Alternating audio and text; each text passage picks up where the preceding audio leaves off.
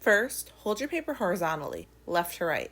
Please put your name and class code at the bottom left of your paper. Now, let's use our pencil to gently sketch a very large oval or circle on our paper. I find it's easier to practice the motion first and then let the pencil touch the paper a few times. Near the top right of your shape, let's make a smaller oval right here.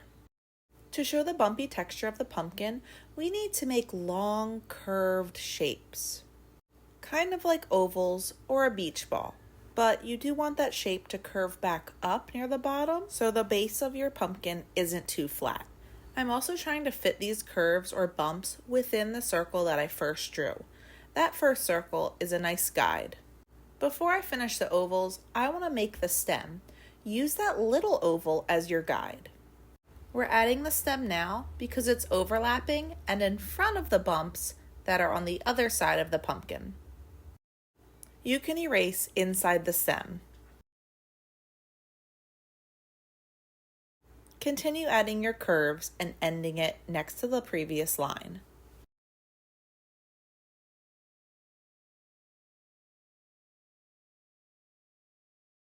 Now, take out your Sharpie and carefully outline all of your good pencil lines.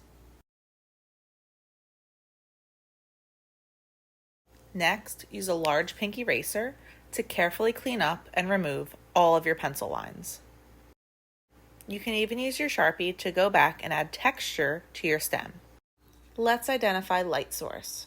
If light, whether from a lamp or the sun, is coming from the top right corner, where do you think the brightest spot might be?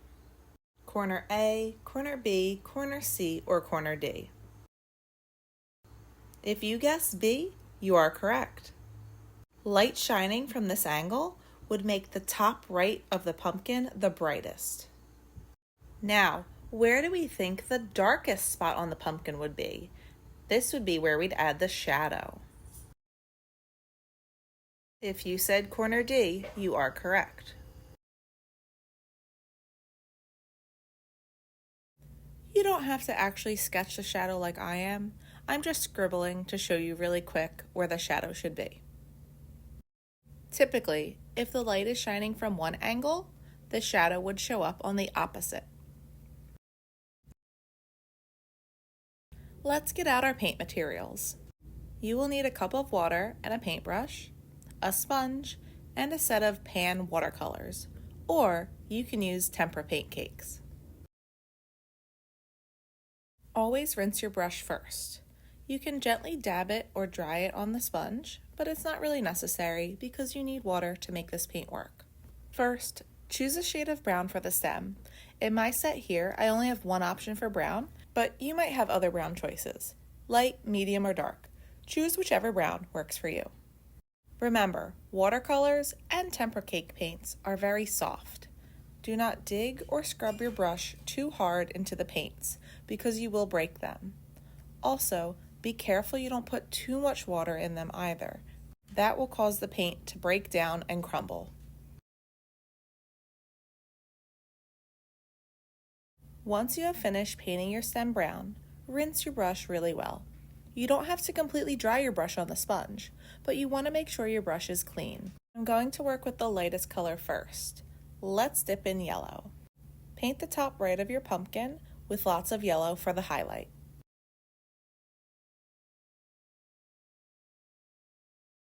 Now start to paint almost the entire pumpkin yellow. It's better to have more yellow than less because you can always make this color darker. It's a lot harder to make a dark color lighter than it is to make a light color darker. Now, if you watch carefully, I am gently dipping in the water here and there to rehydrate my brush and to get the paint working. You never want too much water in your paint, and you also don't want to have a very dry brush in your paint either. That's why I always recommend water, paint, paper. And once that paint color is wet, you can just go directly to the paint color you were using and then directly to your paper. Once you're satisfied with the amount of yellow you have on your pumpkin, let's rinse off our brush and dip in the orange. You always want to clean off your brush before dipping in a new color. Because orange is a little bit darker, I'm going to start from the bottom of the pumpkin and meet the yellow in the middle. I'm trying to gently blend orange into yellow. Sometimes I rinse my brush and only use water to help smooth and blend my paint color. You don't always need paint on your brush. As you start to near where the yellow and orange meet, you may want to go back and forth with yellow and spread it into the orange. Rinse your brush, dip in the orange, and then spread it lightly into the wet yellow. You want to try to have a gradual transition of yellow to orange. Keep working back and forth between yellow and orange until you're happy with the way your pumpkin looks. Remember, it should be brightest and lightest at the top, and then gently turn to orange as you get closer to the bottom left. Let's rinse our brushes in the water and gently swirl into your red paint. We're going to start to paint red at the bottom of our pumpkins, with red being most saturated at the bottom left curve of each of these bumps, and gradually get lighter as it reaches the orange. Remember, sometimes you only need a quick dip in the water to rehydrate the paint you're using.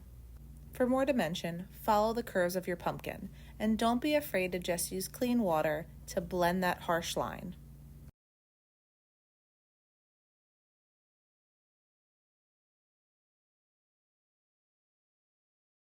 Just like we transitioned the yellow into orange, we can also transition the red into the orange by getting a little bit of clean orange and going right over that harsh line of red to help blend it. As long as you're cleaning your brush off in between colors, you can switch back and forth between red, orange, and yellow.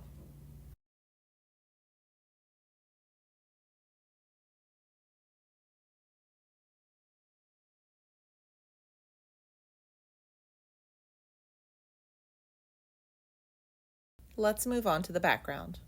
On a second piece of paper, use a pencil to write your name and class code at the bottom left. Flip it over to the empty blank side. Let's use a ruler. Line your ruler up on the left side of your paper. Make sure the very top of the ruler is lined up at the very top of your paper. Find the number 5-inch mark and extend the long line next to the number 5 onto your paper.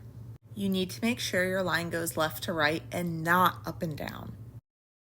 Now, slide your ruler over to the right side of your paper. Do not flip your ruler. Make sure that your ruler is still on your paper and that the very top of your ruler matches the very top of your paper. Make a horizontal mark next to the long line near the number 5 again. Once you have a tick mark on the left and the right of your paper, rotate your ruler horizontally. Line up your ruler under both tick marks. Hold your ruler very still and draw a horizontal line to match up your marks. You have 2 options now for your background. You can decide where your pumpkin is. Is it on a tabletop or outside in a pumpkin patch? I'll show you how to do both, but let's start with the tabletop. If your pumpkin is on a tabletop, trace over this line with a black Sharpie. Right now, our table looks really smooth. Let's draw some lines to represent wood grain. You can easily do this by drawing horizontal lines, long and short, and a couple of swirls or waves here and there. What we're creating right now is called implied texture, which is texture that isn't actually there, but it looks like it should be. Now I will show you how to make implied grass texture. You should follow the same measurements as before, making a tick mark at the 5-inch mark on the left of your paper and a tick mark at the 5-inch mark of the right of your paper. Turn your ruler and lightly make a horizontal line to match up your 2 tick marks. But wait, stop. Don't trace over this line. Instead, make short vertical lines to show blades of grass. I'm really not connecting or making zigzag lines. I'm just making vertical lines going up, some short, some long, to look like a more realistic implied texture. Now, so the front of your grass doesn't look too flat and smooth, let's draw some more vertical lines sporadically around, or in little clumps. Next step for your background is to paint.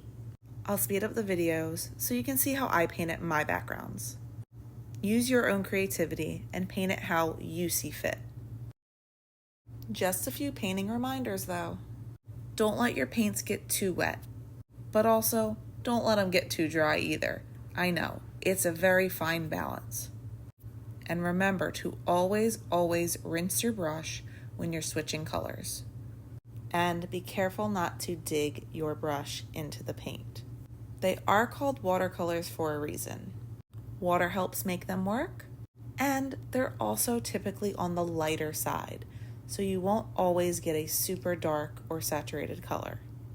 We do this not only for ourselves, but for those around us who are also sharing the paint palettes.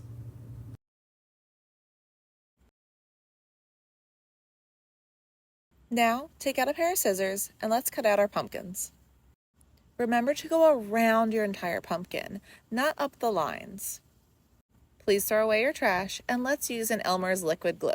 Remember first we pick the stuffy nose if there's any extra glue, then we twist to open and gently squeeze to see if we can hear it breathe.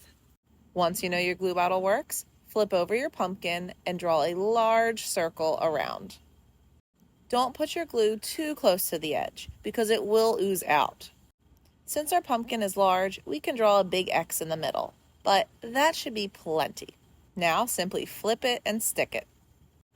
Since we painted our pumpkins, your paper might curl just a little bit, so make sure your hands are clean and push down all over your pumpkin.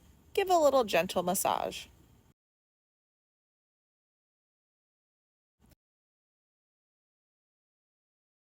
Last step to make our pumpkin really pop is to add a shadow. Take out a piece of vine charcoal.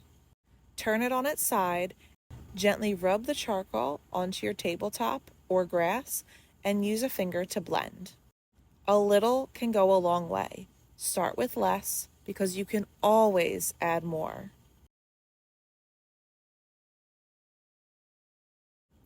Continue adding vine charcoal as your shadow until you're happy with the look. Remember to mostly have your shadow at the bottom left corner, but it can go underneath at the bottom center as well.